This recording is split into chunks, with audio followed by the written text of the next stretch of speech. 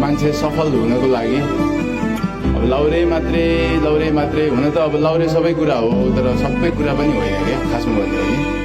अरू धेरै अपर्च्युनिटिजहरू छ, अरू धेरै चान्सेसहरू छ, अरू धेरै बाटाहरू छन्।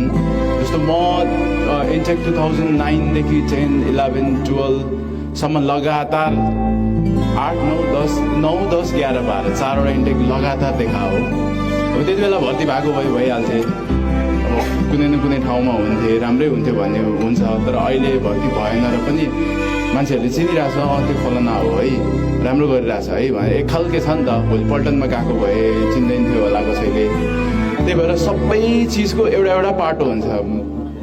भाग्यमा जे लेखेछ त्यो भएर नै छोड्छ केटा हो।